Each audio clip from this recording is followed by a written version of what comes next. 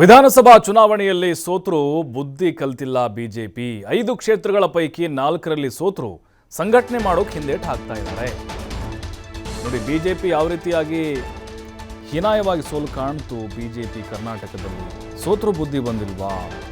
ಲೋಕಸಭೆ ಚುನಾವಣೆ ತಯಾರಿಗಳು ಇನ್ನೂ ಆರಂಭನೇ ಆಗಿದೆ. ಜಿಲ್ಲಾಧ್ಯಕ್ಷರೇ ಇಲ್ಲ, ಇನ್ನೂ ನೇಮಕ ಆಗಬೇಕು. ಸಭೆ ಆಗಿದೆ, ಚರ್ಚೆಗಳಾಗ್ತಾ ಇದೆ.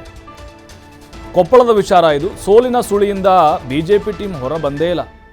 ಜಿಲ್ಲಾಧ್ಯಕ್ಷರ ನೇಮಕ ಇಲ್ಲದೆ ಕುಸಿತ ಕಂಡಿದೆ ಬಿಜೆಪಿ ಟೀಮ್. ಬಿಜೆಪಿ ನಾಯಕರ ಸಂಘಟನೆ ಕೊರತೆಯಿಂದ ಕಾರ್ಯಕರ್ತರಲ್ಲಿ ಆತಂಕ ಇದೆ. ಮಾಜಿ ಶಾಸಕರ ಆದಿಯಾಗಿ ಹಾಲಿ ಶಾಸಕರಿಂದಲೂ ಕೂಡ ಬಿಜೆಪಿ ಸಂಘಟನೆಗೊಳ್ತಾ ಇಲ್ಲ.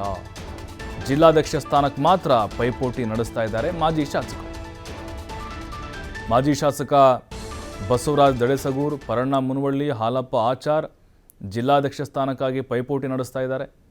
ಇತ್ತ ಸಂಘಟನೆ ಇಲ್ಲದೆ ಕಾಂಗ್ರೆಸ್ ಕಡೆ ಬಿಜೆಪಿ ಮುಖಂಡರು ವಲಸೆ ಹೋಗುವಂಥ ಪರಿಸ್ಥಿತಿ ನಿರ್ಮಾಣ ಆಗಿದೆ. 5ರಲ್ಲಿ 4ರಲ್ಲಿ ಸೋತರು ಇವರು. ಬಿಜೆಪಿಯವರು 1ರಲ್ಲಿ ಮಾತ್ರ ಗೆದ್ದಿದ್ದಾರೆ. ದಡೇಸಗೂರು ಸೋತರು, ಪರಣ್ಣ ಮುನವಳ್ಳಿ ಸೋತರು, ಹಾಲಪ್ಪ ಆಚಾರ್ ಕೂಡ ಸೋತು ಸುಣ್ಣ ಆದರು. ಆದರೆ ಜಿಲ್ಲಾಧ್ಯಕ್ಷರ ಒಂದು ರೇಸ್ನಲ್ಲಿ ಇವರು ಮುಂಚೂಣಿಯಲ್ಲಿ ಕಾಣಿಸ್ಕೊಳ್ತಿದ್ದಾರೆ. ಆದರೆ ಸಂಘಟನೆ ಅಥವಾ ಲೋಕಸಭೆ ಚುನಾವಣೆಗೆ ಯಾವ ರೀತಿ ಹೋರಾಡಬೇಕು, ಕಾರ್ಯಕರ್ತರನ್ನು ಹುರುಪು ಮಾಡಬೇಕು, ಅದು ಯಾವುದಕ್ಕೂ ಮುಂದಾಗ್ತಾ ಇಲ್ಲ.